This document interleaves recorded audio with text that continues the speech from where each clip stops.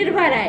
आधुनिक काल में बढ़ते संसाधन एवं विकास क्षेत्र को देखते हुए देश में ही नहीं संपूर्ण विश्व में यातायात सुगम बनता है। यानी यातायात से संबंधित महत्वपूर्ण नियम बनाए गए हैं। तो जब यातायात से संबंधित महत्वपूर्ण नियम बनाए गए हैं तो उन नियमों का पालन करना भी हमारा कर्तव्य है। इसमें न केवल यातायात सुगम बनता है बल्कि सड़क दुर्घटना से होने वाले भयावह खतरों से भी बचा जा सकता है।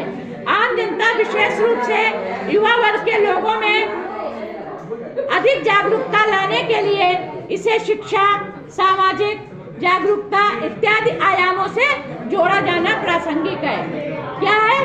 विश्व में सड़क यातायात में मौतें और जख्मी होना एक साधारण घटना हो गई है कि जरा सा कुछ हुआ, गिरे, कोई गलत दिशा से आ रहा है, किसी को जानकारी नहीं है, किसी को जानकारी भी है तो शीघ्रता चलता है। बहुत सी चीजें ऐसी हैं जिनको हम जान जाएं तो हम जान करके उस पे कायदे से चल सकते हैं, जिससे कि अपना जीवन भी सुगम बनता है और दूसरों का भी बनता है। विश्व स्वास्थ्य संगठन के अनुसार प्रति वर्ष 10 लाख से अधिक सड़क हादसे के शिकार व्यक्तियों की मौत हो जाती है।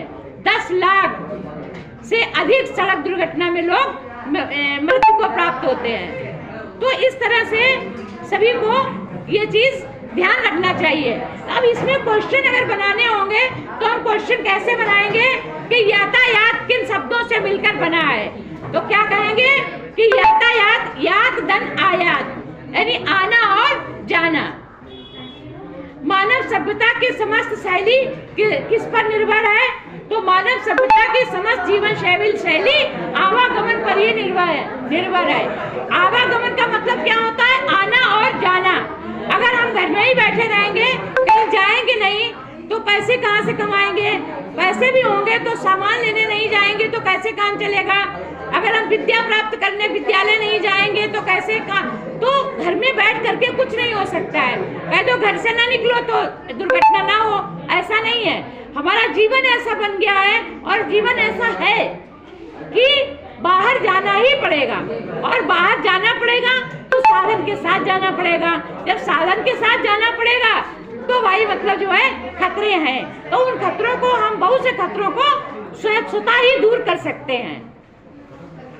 हमें ऐसी आशा है कि सभी लोग इस पर ध्यान देंगे और इसी तरह के क्वेश्चन कक्षा 11 में आएंगे कि उसमें 5 क्वेश्चन दे देंगे, उन्हीं 5 क्वेश्चन का आंसर इसी पैराग्राफ से देना पड़ेगा आपको। धन्यवाद।